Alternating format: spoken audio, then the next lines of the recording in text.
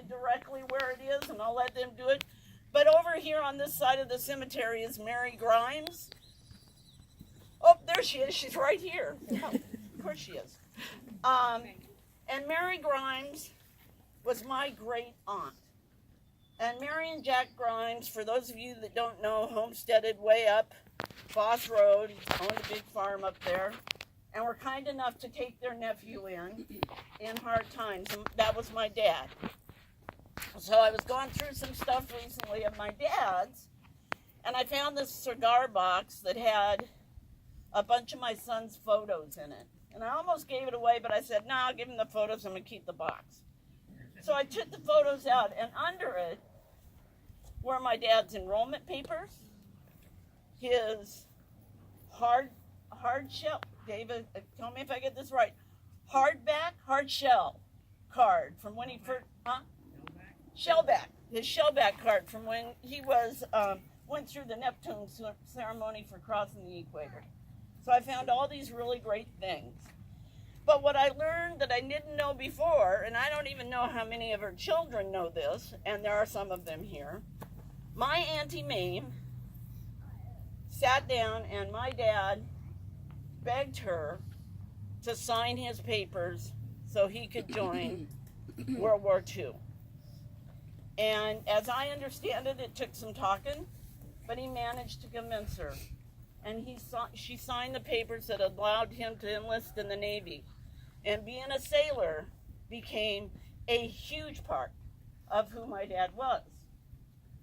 What I didn't know until I found that cigar box was he was 15 years old.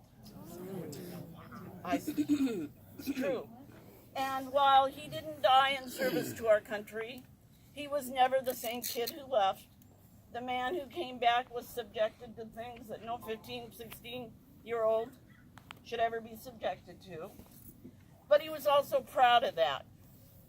And although his service in war eventually killed him because he died of lung cancer, a cigarette habit that he picked up at 15 years old on the deck of a carrier, he's not considered, to have died at war. But everything that my dad believed in came from having fought in that war. And and I don't want to see too many shaking heads going up and down, but as a kid, I wasn't known for being the best kid in our family. I might have been the black sheep. And back in the 60s, when my brother came back from Vietnam, falling in the gutter alcoholic, and my cousin came back with only one lung, I was mad, and I didn't like it. So I was one of those hippie peace freaks that went out there and protested against the war in Vietnam. However, I am incredibly proud of my brother who served there and all my family who served. And I really struggled with that. And my dad looked at me and said, I fought in 2 wars for your right to say what you believe in, to stand up for who you want to be, as long as you're being good to your community and your others around you. I fought for your right to have your say.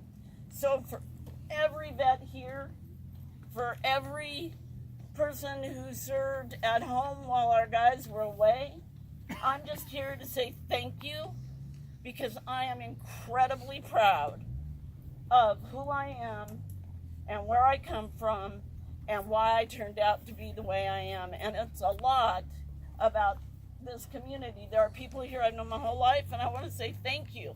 Thank you to the Grimeses for taking my dad in. Thanks to Nahalem for welcoming him back. And thanks to all of you for being here today. So, and moving ahead with our program,